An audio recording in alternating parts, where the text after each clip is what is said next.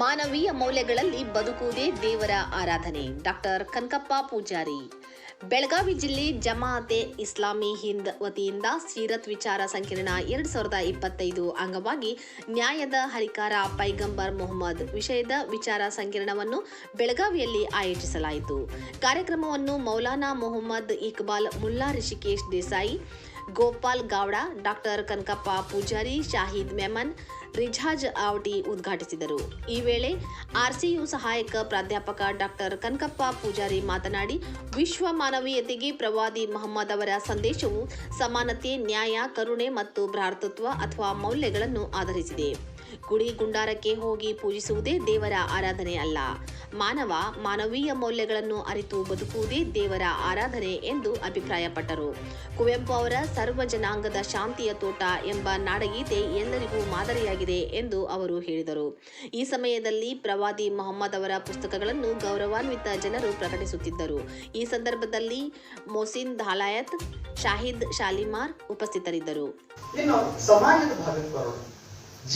ಜೀವನ ಮತ್ತು ಸಮಾಜ ಅಂದ್ರೆ ಏನು?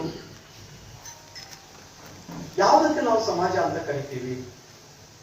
ಆ ಸಮಾಜದಿಂದ ನಾವುಗಳು ಏನನ್ನ ಪಡ್ಕೊಳ್ತಾ ಇದ್ದೀವಿ ಅಥವಾ ಸಮಾಜಕ್ಕಾಗಿ ನಾನು ಏನನ್ನ ಕೊಡ್ತಾ ಇದ್ದೀನಿ ಅನ್ನುವಂಥದ್ದನ್ನ ಅರ್ಥ ಮಾಡ್ಕೊಂಡ್ವಿ ಅಂತಂದ್ರೆ ನಿಜವಾಗಿಯೂ ಕೂಡ ನಾನು ಎಷ್ಟೊಂದು ಸೀಮಿತ ಆಗಿದ್ದೇನಲ್ಲ ಅಂತ ಅನ್ಸುತ್ತೆ. ಇಲ್ಲಿ ಬಂದು ಇಲ್ಲೊಂದು ಪೂರ್ವದಲ್ಲಿ ನನಗೂ ಅನಿಸ್ತಾ ಇತ್ತು. ನಮ್ಮ ಫ್ರೆಂಡ್ಸ್ ಇದ್ರು, ಪ್ರತಿ ದಿನ 5 ಬಾರಿ ನಮಾಜನ್ನ ಮಾಡ್ತಾ ಇದ್ದಾರೆ. ಹಾಗೇನೆ ಮಸೀದಿಗೆ ಹೋಗ್ತಾರೆ, ಕುರಾನನ್ನ ಓದ್ತಾರೆ, ಎಲ್ಲವನ್ನೂ ಕೂಡ ಮಾಡ್ತಾರೆ. ಅವ್ರ ಒಂದು ಜೀವನ ಅಥವಾ ಅವ್ರದೊಂದು ಸಮಾಜನೇ ಬೇರೆಪ್ಪ. ಮುಸ್ಲಿಮ್ಗಳು ಅಂದ್ರೆ ಅವ್ರೊಂಥರ ಅವ್ರದೇ ಲೋಕದಲ್ಲಿ ಇರ್ತಾರೆ. ಹಿಂದೂಗಳು ಅಂತ ಕೂಡಲೇ ನಮ್ಮದೇ ಆಚರಣೆಗಳು, ನಮ್ಮದೇ ಆದಂತಹ ಕಟ್ಟುಪಾಡುಗಳು, ಇವೆಲ್ಲವನ್ನೂ ಕೂಡ ನಾವು ಪಾಲನೆ ಮಾಡ್ಕೊಂಡು ಹೋಗ್ತಾ ನಮ್ಮದೇ ಒಂದು ಜೀವನ ಬೇರೆ. ನೋಡಿ, ನಮ್ಮನ್ನು ನಾವೇ ಬೇರೆ ಮಾಡ್ಕೊಂಡಿದ್ದೀವಿ. ನಿಜವಾಗ್ಲೂ ಕೂಡ ಇವತ್ತು ಬಂದು ನಿಂತಾಗ ಅನಿಸ್ತು ನಮಗೆ, ಇಂತಹ ಸಂಸ್ಕಾರಗಳಲ್ಲಿ ನಾನು ಭಾಗವಹಿಸಲಿಕ್ಕೆ ಅವಕಾಶ ಕೊಟ್ಟಿದ್ದಲ್ಲ, ಇವತ್ತು ಕೂಡ ನಾನು ಧನ್ಯವಾದ ಅರ್ಪಿಸಲೇಬೇಕು. ಇವತ್ತು ಸಂಡೇ ರಜೆ ಇತ್ತು, ಧಾರವಾಡದಲ್ಲಿ ಮನೆ ದಿನ ಧಾರವಾಡದಿಂದ ಅಪ್ ಅಂಡ್ ಡೌನ್ ಮಾಡ್ತಾ ಇದ್ದೀನಿ. ಸರ್ ಅಲ್ಲಿಗೆ ಬರ್ಬಿಡಿ ಬೇಡ ಅಂತ ಅನ್ಬೋದು, ಆದ್ರೆ ಟೈಮ್ ಇದೆಯಾ? ಆದ್ರೆ ನನಗನ್ನಿಸ್ತು, ಇಲ್ಲ, ಭಗವಂತ ನನ್ಗೇನೋ ಒಂದು ಒಡನಾಟವನ್ನ ಹೊಂದೋದಕ್ಕೆ ಅವಕಾಶ ಕೊಟ್ಟಿದ್ದಾನೆ. ಅದ್ರ ಜೊತೆಗೆ ನಾನಿಲ್ಲಿ ಬಂದು ನಾನು ಏನ್ ಮಾತಾಡ್ತಿದ್ದೀನಿ ಅನ್ನುವಂಥದ್ದು ನನಗೆ ದೊಡ್ಡದಲ್ಲ. ನಾನು ಇನ್ನೂ ತಿಳ್ಕೊಳ್ಳುವಂಥದ್ದು ಎಷ್ಟೊಂದು ಇದೆಯಲ್ಲ ನನ್ನ ಜೀವನದಲ್ಲಿ. ನಾನಿನ್ನೂ ಏನೋ ಕಲಿಬೇಕಾಗಿದೆಯಲ್ಲ. ನಾನು ಹುಟ್ಟಿನ ಒಂದು ಅಥವಾ ನನ್ನ ಒಂದು ಜೀವನದಲ್ಲಿ ಇನ್ನೇನಾದ್ರೂ ನಾನು ಮಾಡ್ಬೇಕಾಗಿದೆಯಲ್ಲ ಸಮಾಜಕ್ಕಾಗಿ. ನನಗೆ ಭಗವಂತ ಒಂದು ಅವಕಾಶ ಕೊಟ್ಟಿದ್ದಾನೆ ಅಂತಂದ್ರೆ ನಿಮ್ಮಂತವ್ರೊಂದಿಗೆ ಬೆರೆಯೋದಕ್ಕೆ ಆ ಒಂದು ಅವಕಾಶಕ್ಕಿಂತ ದೊಡ್ಡದು ಇನ್ನೇನಿಲ್ಲ ಅಂತ ಹೇಳಿ ನಾನು ಖಂಡಿತ ಆ ಒಂದು ಅವಕಾಶವನ್ನ ಬಳಸ್ಕೋಬೇಕು. ತಮ್ಮೊಂದಿಗೆ ನಾನು ಜೊತೆಯಾಗಿರ್ಬೇಕು ಅಂತ ಹೇಳಿ ಇವತ್ತು ಖಂಡಿತ ಈ ಒಂದು ಕಾರ್ಯಕ್ಕೆ ಪಾಲ್ಗೊಳ್ಳಕ್ಕೆ ಅವಕಾಶ ಮಾಡಿಕೊಟ್ಟಿದ್ವಿ.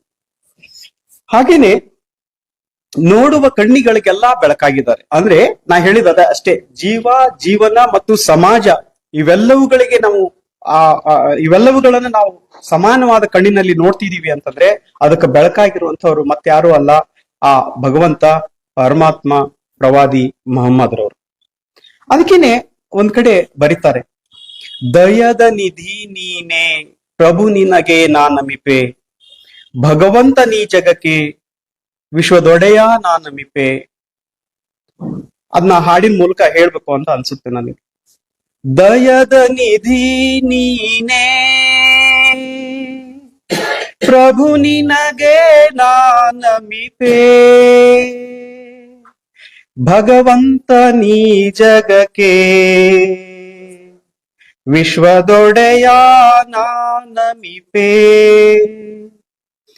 ಮಣ್ಣಿನ ಕಣದಲ್ಲಿ ಅನ್ನವನಿರಿಸಿ ಜಗವನ ಸಲಹುವ ದಾತನು ನೀನೆ. ನೋಡಿ, ಮಣ್ಣಿನ ಕಣದಲ್ಲಿ ಅನ್ನ ಇಟ್ಟಿದ್ದಾನೆ ಭಗವಂತ, ಈ ಜಗತ್ತನ್ನು ಸಲುತ್ತಾ ಇದ್ದಾನೆ ಭಗವಂತ. ಅನ್ನ ಎಲ್ಲಿಂದ ಬರುತ್ತೆ ಗೊತ್ತಿಲ್ಲ ನಮ್ಗೆ. ಅನ್ನಕ್ಕಾಗಿನೇ ಹೋರಾಡ್ತಾ ಇದೀವಿ, ಅನ್ನಕ್ಕಾಗಿನೇ ಹೊಡೆದಾಡ್ತಾ ಇದೀವಿ. ಮಣ್ಣಿನ ಕಣದಲ್ಲಿ ಅನ್ನವನಿರಿಸಿ ಜಗವನು ಸಲಹುವ ದಾತನು ನೀನೆ, ಮೋಡದ ಒಡಲಲ್ಲಿ ಜಲವನ್ನು ಇರಿಸಿ ಕರುಣೆಯ ತೋರಿದ ಮಾದುಪಕಾರಿ ದಯದ ನಿಧಿ ನೀನೆ. ಕಂಡೆ ಪ್ರಭು ನಿನಗೆ ನಾನಮಿಪೆ ಘನವಂತ ನೀ ಜಗಕ್ಕೆ ವಿಶ್ವದೊಡೆಯ ನಾನಮಿಪೆ. ಎಲ್ಲವೂ ಕೂಡ ಭಗವಂತನ ಸೃಷ್ಟಿಯೇ. ನಾವು ಬೇಲಿ ಹಾಕೊಂಡು ಮಾಡುವಂಥದ್ದು ಏನೂ ಇಲ್ಲ ಇಲ್ಲಿ ಅನ್ನುವಂಥದ್ದನ್ನ ಈ ಒಂದು ವಿಚಾರದ ಮೂಲಕ ಹೇಳೋದಕ್ಕೆ ಇಷ್ಟಪಡ್ತೀನಿ. ಇನ್ನು ಕುರಾನ್ ಬಗ್ಗೆ ಮಾತಾಡುವಷ್ಟು ದೊಡ್ಡ ವ್ಯಕ್ತಿ ನಾನಲ್ಲ. ಇಲ್ಲಿ ಕೆಲವು ಅಂಶಗಳು ನನಗೆ ತುಂಬಾ ಮನಸ್ಸಿನ ಮೇಲೆ ಪ್ರಭಾವ ಬೀರಿರುವಂತದ್ದು ಯಾವ್ಯಾವುದು ಅಂತ ಹೇಳಿದ್ರೆ, ದೀನ್ ಅನ್ನುವಂತಹ ಪದ. ಧರ್ಮ, ದೀನ್ ಅಂತಂದ್ರೆ ಧರ್ಮ. ಧರ್ಮ ಅಂದ್ರೆ ಏನು ಅನ್ನುವಂಥದ್ದನ್ನ ಕುರಾನ್ ನಲ್ಲಿ ಅತ್ಯಂತ ಸ್ಪಷ್ಟವಾಗಿ ಹೇಳ್ತಾ ಹೋಗಿದ್ದಾರೆ. ಸಮಗ್ರ ಜೀವನ ಸಂಹಿತೆಯೇ ಹೊರತು ಕೇವಲ ನಂಬಿಕೆಗಳಲ್ಲ. ಧರ್ಮ ಅಂತಂದ್ರೆ ನೋಡಿ ಎಷ್ಟು ಸ್ಪಷ್ಟವಾಗಿ ಪ್ರವಾದಿ ಮೊಹಮ್ಮದ್ ರವರು ಹೇಳಿದ್ದಾರೆ ಅಂತಂದ್ರೆ, ವಾಟ್ ಈಸ್ ಧರ್ಮ? ಧರ್ಮ ಅಂತಂದ್ರೆ ಸಮಗ್ರ ಜೀವನ ಸಂಹಿತೆಯೇ ಹೊರತು ಕೇವಲ ನಂಬಿಕೆಗಳಲ್ಲ, ಕೇವಲ ಆಚರಣೆಗಳಲ್ಲ. ನಾವು ಮಾಡ್ಕೊಳ್ಳುವಂತಹ ಆಚರಣೆಗಳು, ನಾವು ಮಾಡ್ಕೊಳ್ಳುವಂತಹ ನಂಬಿಕೆಗಳು ಕೇವಲ ನಮ್ಮ ಒಂದು ಎಲ್ಲೆಯನ್ನ ಒಳಗೊಂಡಿರ್ತವೆ ಹೊರತು ಅವು ಭಗವಂತನ ಸೃಷ್ಟಿಯಲ್ಲ ಅನ್ನುವಂಥದ್ದನ್ನ ಧರ್ಮದ ಆಚರಣೆಯಲ್ಲಿ ಬಂದಾಗ, ಧರ್ಮ ಯಾವುದನ್ನ ಹೇಳುತ್ತೆ, ಮತ್ತೊಬ್ಬರನ್ನ ನೀನು ಹಿಂಸೆ ಮಾಡಿದ್ರೆ, ಮತ್ತೊಬ್ಬರಿಗೆ ನೀನು ಅನ್ಯಾಯವನ್ನ ಮಾಡಿದ್ರೆ ಅದು ಅಧರ್ಮ ಆಗುತ್ತೆ. ಯಾವನನ್ನ ನೀನು ಸಮಾನ ಮನಸ್ಕನಿಂದ ನೋಡ್ತೀಯೋ, ಯಾರನ್ನ ನೀನು ಕರುಣೆಯಿಂದ ನೋಡ್ತೀಯೋ ಅದೇ ಧರ್ಮ ಅನ್ನುವಂಥದ್ದನ್ನ ಎಲ್ಲ ಗ್ರಂಥಗಳು ಕೂಡ ಹೇಳಿರುವಂಥದ್ದು. ಇದು ಕೇವಲ ಕುರಾನ್ ಗ್ರಂಥದಲ್ಲಿ ಆಗ್ಲಿ, ಬೈಬಲ್ ನಲ್ಲಿ ಆಗ್ಲಿ, ಅಥವಾ ಭಗವದ್ಗೀತೆಯಲ್ಲಿ ಆಗ್ಲಿ ಒಂದು ಅಂಶ ಅಲ್ಲ. ಎಲ್ಲಾ ಧರ್ಮಗಳ ಸಾರವೂ ಅಷ್ಟೇ. ಧರ್ಮ ಅಂತಂದ್ರೆ ನೀನು ಸಮಗ್ರ ಜೀವನದಲ್ಲಿ ನಂಬಿಕೆಯನ್ನ ಅಥವಾ ಸಹಿಷ್ಣುತೆಯನ್ನ ಹೊಂದಿರಬೇಕು ಅನ್ನುವಂಥದ್ದು. ಇನ್ನೊಂದು ನನಗೆ ತುಂಬಾ ಪ್ರಭಾವ ಬೀರಿರುವಂತಹ ಪದ ಅಂತ ಹೇಳಿದ್ರೆ ಇಬಾದತ್ ಅನ್ನುವಂಥದ್ದು. ನೋಡಿ, ಇಬಾದತ್ ಅಂದ್ರೆ ಏನು? ಈ ಪದವನ್ನ ಪ್ರವಾದಿ ಮೊಹಮ್ಮದ್ ರವರು ಯಾವ ವಿಚಾರವನ್ನ ಇಟ್ಕೊಂಡು ಹೇಳಿದ್ರು ಅನ್ನುವಂಥದ್ದನ್ನ ನಾವು ತಿಳ್ಕೊಬೇಕಾಗಿದೆ. ನಾನು ಒಂದೆರಡು ಲೈನ್ ಅನ್ನ ಓದ್ಬಿಡ್ತೀನಿ. ಅಲ್ಲಾಹನು ಅಥವಾ ದೇವನನ್ನು ಒಡೆಯನೆಂದು ಸ್ವೀಕರಿಸಿ ಅವನು ನಿಗದಿಪಡಿಸಿದ ನಿಯಮಗಳು ಮತ್ತು ಶಾಸನಗಳಿಗೆ ಅನುಗುಣವಾಗಿ ಸಂಪೂರ್ಣ ಜೀವನವನ್ನು ರೂಪಿಸುವುದು. ದೇವದತ್ತ ಸಂಹಿತೆಯಲ್ಲಿ ನಿಗದಿಪಡಿಸಲಾಗಿರುವ ಇತಿಮಿತಿಗಳನ್ನು ಪಾಲಿಸುತ್ತಾ ಮಾಡಲಾದ ಪ್ರತಿಯೊಂದು ಚಟುವಟಿಕೆಯೂ ಕೂಡ ಪ್ರವಾದಿ ಮೊಹಮ್ಮದ್ ರವರ ದೃಷ್ಟಿಯಲ್ಲಿ ಆರಾಧನಾ ಕರ್ಮವಾಗಿರುತ್ತದೆ. ಅಂದ್ರೆ ಇಬಾದತ್ ಅಂದ್ರೆ ಆರಾಧನೆ. ಆರಾಧನೆ ಅಂದ್ರೆ ಏನು ಅನ್ನುವಂಥದ್ದನ್ನು ಸ್ಪಷ್ಟವಾಗಿ ಹೇಳಿದಾರ ಅವರು. ನಾನು ದೇವಸ್ಥಾನಕ್ಕೆ ಹೋದೆ, ನಾನು ಗುಡಿಗೆ ಹೋದೆ, ನಾನು ಚರ್ಚಿಗೆ ಹೋದೆ, ಕೇವಲ ಕೈ ಮುಗಿದು ಬಂದೆ, ಹೂ ಹಣ್ಣುಗಳನ್ನ ಅರ್ಪಿಸಿದೆ, ಅಥವಾ ಕಲ್ಲುಗಳನ್ನು ಇಟ್ಟು ಪೂಜೆ ಮಾಡಿದೆ, ಅದಕ್ಕೊಂದು ಆಕಾರ ಕೊಟ್ಟೆ, ಅದ್ಯಾವುದನ್ನು ಕೂಡ ಆರಾಧನೆ ಅಂತ ಹೇಳಲ್ಲ ಅವರು. ಯಾಕೆ ಅಂತಂದ್ರೆ ಅದನ್ನೇ ಕುವೆಂಪುರವರು ಕೂಡ ಹೇಳ್ತಾರೆ, ಗುಡಿ ಚರ್ಚು ಮಸಿ ಬೀದಿಗಳ ಬಿಟ್ಟು ಹೊರ ಬನ್ನಿ. ಗುಡಿ ಚರ್ಚು ಮಸೀದಿಗಳಲ್ಲಿ ನೀವೇನು ಪ್ರಾರ್ಥನೆ ಮಾಡ್ತಿದ್ದೀರಲ್ಲ ಅದ್ರ ಬಿಟ್ಟು ಹೊರಗಡೆ ಬನ್ನಿ. ಬಡತನದ ಮೌಢ್ಯವನ್ನು ಬಡೆದೋಡಲೈತನ್ನಿ. ಅಂದ್ರೆ ಈ ಜಗತ್ತಿನಲ್ಲಿ, ಈ ದೇಶದಲ್ಲಿ ನಮ್ಮಲ್ಲಿ ಇರುವಂತಹ ಬಡತನ, ಅದು ಆರ್ಥಿಕ ಬಡತನ ಇರ್ಬೋದು, ಸಾಮಾಜಿಕ ಬಡತನ ಇರ್ಬೋದು, ಅಥವಾ ಬೌದ್ಧಿಕ ಬಡತನ ಇರ್ಬೋದು, ಅದೆಲ್ಲವನ್ನೂ ಕೂಡ ಹೊಡೆದೋಡಲೈತನ್ನಿ. ಓ ಬನ್ನಿ ಸೋದರರೇ, ಬೇಗ ಬನ್ನಿ ಅಂತ ಹೇಳಿ ಕುವೆಂಪುರವರು ತಮ್ಮ ವಿಶ್ವಮಾನವ ಸಂದೇಶದಲ್ಲಿ ಹೇಳ್ತಾರೆ. ಹಾಗೇನೆ ನಮ್ಮ ಭಾರತದ ವಿಚಾರಕ್ಕೆ ಬಂದ್ರೆ ಕುವೆಂಪುರವರ ನಾಡಗೀತೆ ನಮಗೆ ಎಲ್ಲರಿಗೂ ಕೂಡ ಪ್ರಸ್ತುತ ಆಗುತ್ತೆ. ಸರ್ವ ಜನಾಂಗದ ಶಾಂತಿಯ ತೋಟ, ರಸಿಕರ ಕಂಗಳ ಸೆಳೆಯುವ ನೋಟ, ಹಿಂದೂ ಕ್ರೈಸ್ತ ಮುಸಲ್ಮಾನ ಪಾರಸಿಕ ಜೈನರ ಉದ್ಯಾನ. ನೋಡಿ, ಅವೆಲ್ಲವೂ ಕೂಡ ನಮ್ಮ ದೇಶದಲ್ಲಿ ಇದಾವು, ಎಲ್ಲ ಧರ್ಮಗಳು ಕೂಡ ಇದಾವು ಅಂತಂದ್ರೆ ಅದೊಂದು ಉದ್ಯಾನ. ಯಾಕೆ ಅಂತಂದ್ರೆ ಉದ್ಯಾನ ಕೇವಲ ಒಂದು ಬಗೆಯ ಹೂವಿನಿಂದಾಗ್ಲಿ, ಒಂದು ಬಗೆಯ ಪುಷ್ಪದಿಂದಾಗ್ಲಿ, ಅಥವಾ ಒಂದು ಗಿಡದಿಂದಾಗಿ ಅಲಂಕೃತಗೊಳ್ಳಲ್ಲ ಅದು.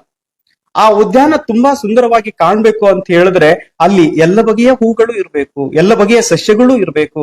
ಅಂದಾಗ ಮಾತ್ರ ಆ ಉದ್ಯಾನ ತುಂಬಾ ಮನರಂಜನೀಯವಾಗಿ, ಆಕರ್ಷಣೀಯವಾಗಿ ಎಲ್ಲರ ಮನಸ್ಸಿಗೂ ಕೂಡ ಮುದ ನೀಡುವಂತಹ ಒಂದು ಉದ್ಯಾನ ಆಗುತ್ತೆ. ಹಾಗಾಗಿ ಅದನ್ನ ಕುವೆಂಪುರವ್ರು ಹೇಳ್ತಾರೆ, ಸರ್ವ ಜನಾಂಗದ ಶಾಂತಿಯ ತೋಟ, ರಸಿಕರ ಕಂಗಳ ಸೆಳೆಯುವ ನೋಟ, ಹಿಂದೂ ಕ್ರೈಸ್ತ ಮುಸಲ್ಮಾನ ಪಾರಸಿಕ ಜೈನರ ಉದ್ಯಾನ. ಇಷ್ಟೆಲ್ಲಾ ಧರ್ಮಗಳು ಇದಾವು ಅಂತಂದ್ರೆ ಅವೆಲ್ಲವೂ ಕೂಡ ಬಗೆ ಬಗೆಯ ಹೂವುಗಳು, ಬಗೆ ಬಗೆಯ ಪುಷ್ಪಗಳು, ಬಗೆ ಬಗೆಯ ಸಸ್ಯಗಳು ಈ ಒಂದು ಉದ್ಯಾನದಲ್ಲಿ ಇದಾವು. ಅವೆಲ್ಲವೂ ಕೂಡ ಸುಂದರವಾಗಿದ್ವು ಅಂದ್ರೆ ಮಾತ್ರ ಆ ಒಂದು ತೋಟಕ್ಕೆ, ಆ ಒಂದು ಗಾರ್ಡನ್ಗೆ ತುಂಬಾ ಅಲಂಕೃತಗೊಳ್ಳುತ್ತೆ ಅಥವಾ ಅದು ತುಂಬಾ ಸುಂದರವಾಗಿ ಕಾಣುತ್ತೆ ಅನ್ನುವಂಥದ್ದು.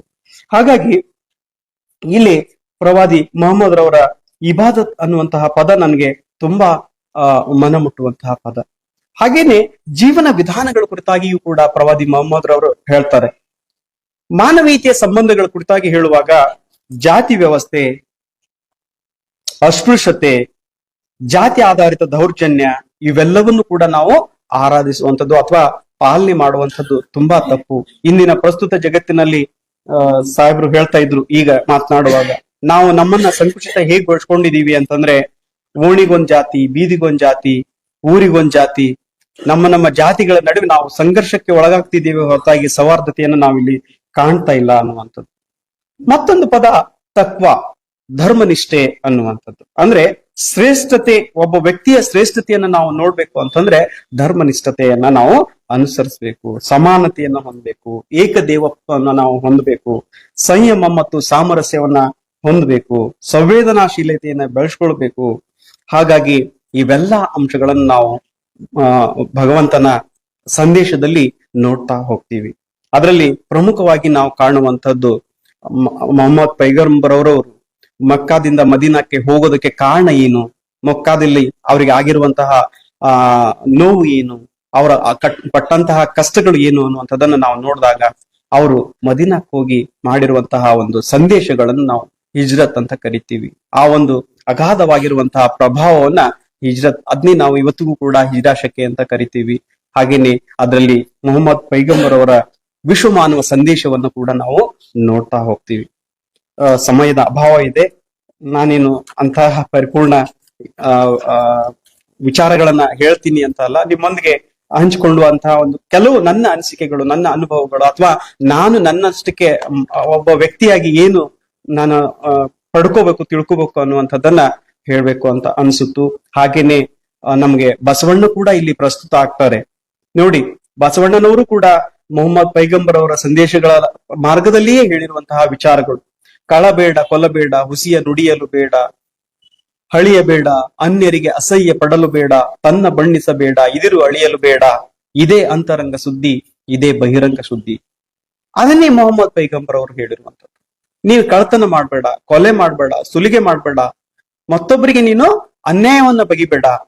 ಇವೆಲ್ಲವನ್ನು ಕೂಡ ನಾವು ಅನುಸರಿಸಿಕೊಂಡು ಹೋಗಿದ್ದೆ ಆದಲ್ಲಿ ನಿಜವಾಗಿಯೂ ಕೂಡ ನಮ್ಮ ಭಾರತ ಸರ್ವ ಜನಾಂಗದ ಶಾಂತಿಯ ತೋಟ ಆಗೋದ್ರಲ್ಲಿ ಸಂದೇಹವೇ ಇಲ್ಲ ಅಂತ ನನ್ನ ಅನಿಸಿಕೆ.